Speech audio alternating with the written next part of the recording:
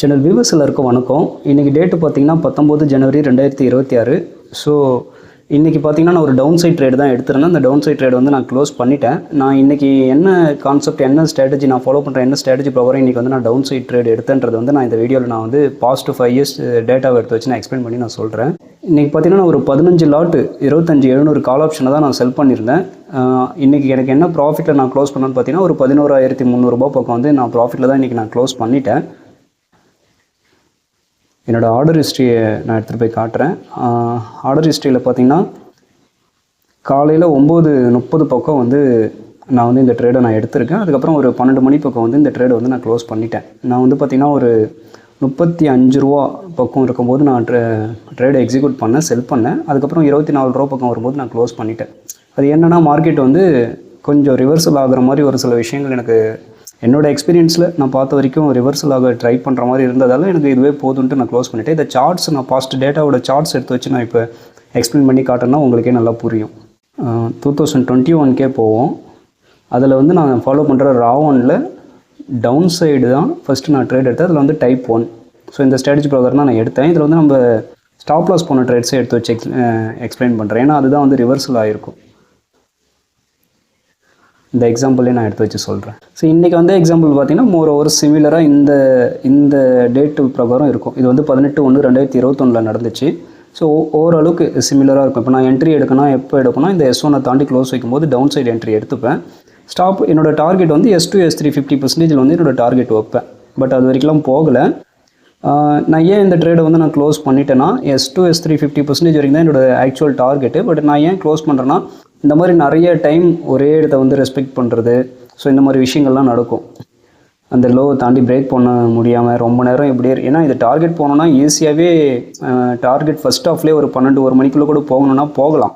But அது போக முடியாமல் இவ்வளோ ஸ்ட்ரகிள் பண்ணுதுன்னா என்ன ஆகுனா இந்த 50 MA தாண்டி க்ளோஸ் வச்சுட்டு ஒன்று நல்லா மேலே போகும், அப்படி இல்லைனா கொஞ்சம் தூரம் மேலே போகிற மாதிரி போயிட்டு திரும்ப கீழே வரும். ஓகேங்களா? ஸோ இப்போ நான் ஆக்சுவலாக இது என்ன பிளான் பண்ணுவேன்னா இந்த டவுன் சைட் ட்ரேடை எடுத்துருவேன். S2 S3 50% வரைக்கும் வெயிட் பண்ணுவது தான் ஆக்சுவல் பிளானு. ஒரு வேளை அது வந்து S2 S3 50% போகாமல் 50 MA தாண்டி க்ளோஸ் வச்சுன்னா நான் ஒரு அப்சைட் ட்ரேடும் சைமில்டேனியஸாக எடுத்துருவேன். ஸோ அப்போ என்ன ஆகும், இந்த ட்ரேடு ஒரு வேளை ஆப்போசிட், நம்ம டவுன் எடுத்த ட்ரேடு ஆப்போசிட் போனாலும் இந்த ட்ரேடு வந்து அந்த லாஸை ரிகவர் பண்ணி ஓரளவுக்கு லாஸ் இல்லாமல் முடிக்க ஹெல்ப் பண்ணும்.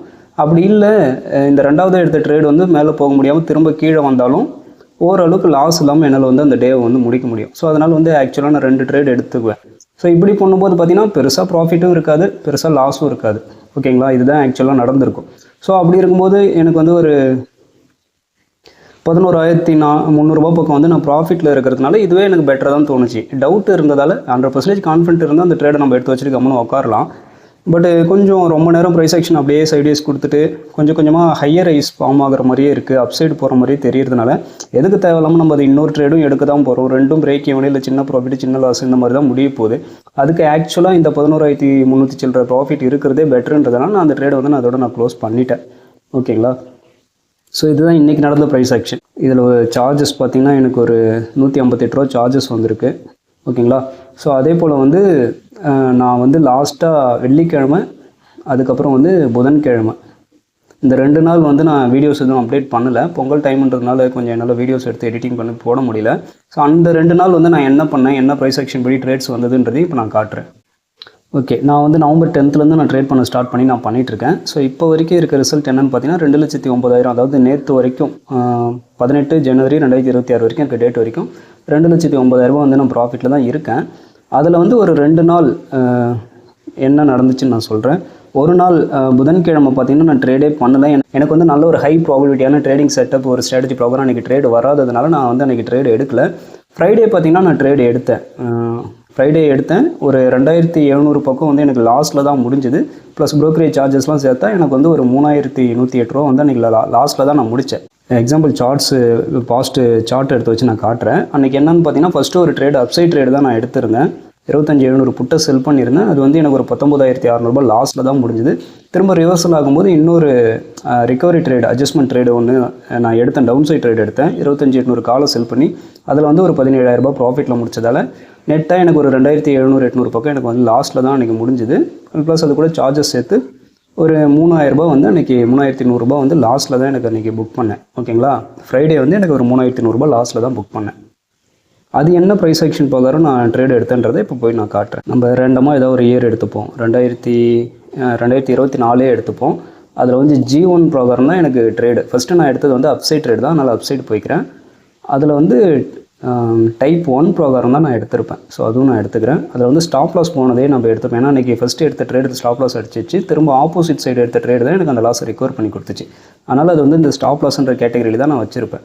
அதில் வந்து லாஸ் ரிகவர்டுன்ற அந்த கேட்டகரியில் தான் வச்சுருப்பேன். ஸோ அதை எடுத்து வச்சு பார்த்தோன்னா உங்களுக்கான எக்ஸாம்பிள் சார்ட் கிடச்சிரும். ஓகே, இது வந்து நல்ல ஒரு பெட்டரான ஒரு எக்ஸாம்பிள் சார்ட்டாக இருக்கும். அதனால் நான் இதை வச்சு எக்ஸ்பிளைன் பண்ணுறேன். ஃப்ரைடே என்ன நடந்துச்சுன்றதை வந்து இந்த எக்ஸாம்பிள் சார்ட்டை வச்சு நம்ம பண்ணோன்னா எக்ஸ்பிளைன் பண்ணால் ஈஸியாக இருக்கும். இதே மாதிரி தான் பார்த்தீங்கன்னா R1 தாண்டி இங்கே க்ளோஸ் வச்சிருக்குல்ல. ஸோ இந்த மாதிரி ஒரு பெரிய கேண்டில் R1 தாண்டி க்ளோஸ் வச்சுது. அதனால் நான் இன்றைக்கி அப்சைட் ட்ரேட் எடுத்தேன். அன்றைக்கி ஃப்ரைடே வந்து அப்சைட் ட்ரேட் எடுத்தேன். அது என்னோடய டார்கெட் பார்த்திங்கன்னா R2 R3 50% என்னோடய டார்கெட் வச்சுருப்பேன். பட் அது டார்கெட் வரைக்கும் போகலை, R2 வரைக்கும் தான் போச்சு. ஸோ நான் எடுத்த அப்சைட் ட்ரேட் வந்து எனக்கு ரிவர்சல் ஆக ஆரம்பிச்சிச்சு. அதனால் அந்த ஃபஸ்ட்டு எடுத்த அந்த அப்சைட் ட்ரேட் வந்து எனக்கு லாஸ் தான் புக் பண்ண ஒரு 19,000. அண்ட் தென் அகைன் 50 MA தாண்டி க்ளோஸ் வச்சோடனே நான் இன்னொரு டவுன் சைட் ட்ரேட் எடுத்து அந்த லாஸை வந்து நான் ரிகவர் பண்ணிட்டேன். ஸோ இதுதான் வந்து ஃப்ரைடே நடந்துச்சு. இந்த சார்ட்டு பார்த்திங்கன்னா 9/10/2024 அன்றைக்கி வந்தது. இதே மாதிரி தான் மோர் ஓவர் சிமிலராக நம்மளுக்கு 16 ஜனவரி 2026 ஃப்ரைடே அன்றைக்கும் இதே மாதிரி தான் நடந்திருக்கும். காலையில் ஒரு அப்சைட் மூவ்மெண்ட் கொடுத்துருக்கும், அது மேலே போய் சஸ்டெயின் பண்ண முடியாமல் போக முடியாமல் ரிவர்சல் ஆகி டவுன் வந்திருக்கும். ஸோ அதனால் நான் ஃபஸ்ட்டு அப்சைட் ட்ரேட் எடுத்தேன். அது எனக்கு லாஸ் தான் புக் பண்ணேன். திரும்ப மாற்றி அதை அப்படியே டவுன் சைட் ட்ரேட் எடுத்து அந்த லாஸை ரிகவர் பண்ணி ஒரு 3000 ரூபாய் லாஸில் வந்து அன்றைக்கி நான் கம்ப்ளீட் பண்ணிட்டேன் ட்ரேடு. சரி, இதுவும் பார்த்திங்கன்னா நம்மளுக்கு R1 தாண்டி க்ளோஸ் வச்சோடனே நான் R1 தாண்டி க்ளோஸ் வச்சோடனே என்ட்ரி எடுத்திருப்பேன். திரும்ப அது ரிவர்சல் ஆகி டவுன் வந்தோடனே டவுன் சைடு என்ட்ரி எடுத்து அந்த லாஸ் வந்து நான் ரிகவர் பண்ணியிருப்பேன்.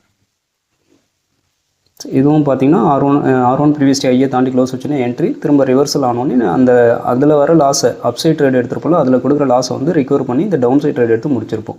ஸோ இது வந்து நடந்த விஷயங்கள் தான் திரும்ப வந்து மார்க்கெட்டில் எந்த வருஷம் எடுத்து வச்சு பார்த்தாலும் இதே மாதிரி எக்ஸாம்பிள் சார்ட்ஸ் அப்படியே இருக்கும். நடந்த விஷயங்கள் தான் இங்கே திருப்பி நடந்துகிட்டே இருக்கும்.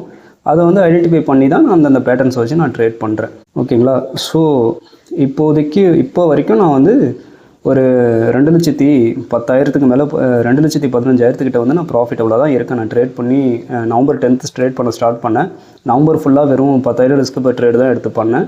அது மாதிரி டிசம்பர்லேயும் 10,000 ரிஸ்க் பர் ட்ரேடு தான் எடுத்து பண்ணிட்டு இருந்தேன். நான் கொஞ்சம் ரொம்ப நாள் நான் ரிசர்ச்லாம் கம்ப்ளீட் பண்ணிவிட்டு ரியல் மணியை வச்சு நான் ட்ரேட் பண்ண வந்ததால் கொஞ்சம் பொறுமையாக போகலான்ட்டு பண்ணிட்டு இருந்தேன். இப்போ ஜனவரிலேருந்து நான் 25,000 ரிஸ்க் பர் ட்ரேட் எடுத்து நான் பண்ண ஆரம்பிச்சிட்டேன். ஓகேங்களா, ஸோ ஒரு ஜனவரியில் ஓரளவுக்கு ரிசல்ட் நல்லாவே இருக்கும். ஸோ இன்றைக்கான வீடியோவில் நான் சொல்ல வர்றது என்னென்னா, மார்க்கெட்டை வந்து ஓரளவுக்கு நம்ம ஸ்டடி பண்ணிட்டோன்னா 100% அதுக்காக நம்மளால் ப்ரெடிக்ட் பண்ண முடியாது. இப்போ இன்றைக்கி நான் அந்த ட்ரேடை முடிச்சது கூட என்னோடய எக்ஸ்பீரியன்ஸை பேஸ் பண்ணி தான் நான் முடிக்கிறேன். ஏன்னா ஓரளவுக்கு அதை பார்த்து பழகிட்டே இருக்கிறதுனால எனக்கு வந்து அப்நார்மலாக ஒரு விஷயம் நடக்குதுன்னா எனக்கு அது ஓரளவுக்கு புரிஞ்சுக்கிட்டு சரி இன்றைக்கி ப்ரைஸ் ஆக்ஷன் சரியில்லை, நம்ம இதோட முடிச்சிக்கலான்ட்டு கூட நான் முடிச்சு அது வந்து என்னோடய எக்ஸ்பீரியன்ஸை வச்சு தான்.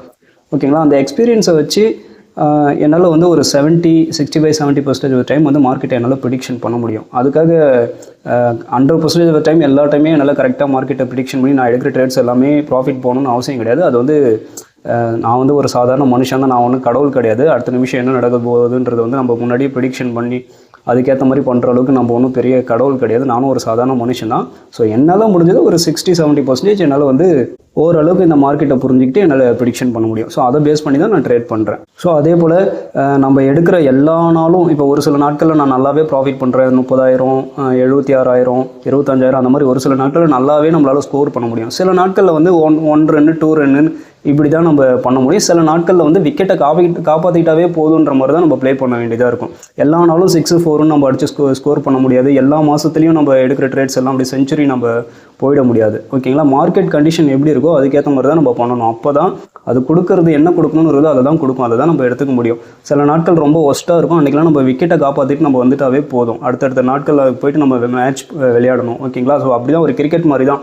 எல்லா பால்லையும் 6-4 ஸ்கோர் பண்ணிட முடியாது, எல்லா மேட்ச்லையும் செஞ்சுரி அடிச்சிட முடியாது. ஒரு சில நாட்களில் விக்கெட்டை காப்பாற்றிக்கிறதே பெரிய போராட்டமாக இருக்கும். ஸோ அந்த மாதிரி டைமில் நம்ம விக்கெட்டை காப்பாற்றிக்கிட்டு நிற்கணும். சில பால்ஸ்க்கு 1 ரன்னு 2 ரன்னு நம்ம ஓடி தான் எடுத்தாகும். சில பால்ஸ் நல்லா நம்மளுக்கு ஃபேவர் ஆகும்போது அடித்து தூக்கி 6-4 அடிக்கலாம் சில ஓவர்ஸில். ஸோ இப்படி தான் இருக்கும் ஓவரால் பெர்ஃபார்மன்ஸு.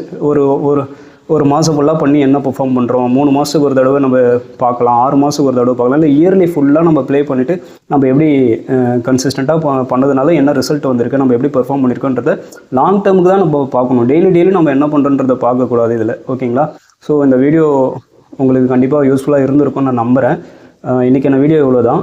மீண்டும் அடுத்த ஒரு வீடியோவில் நல்ல ஒரு பதிவோடு நான் உங்களை சந்திக்கிறேன். தேங்க்யூ.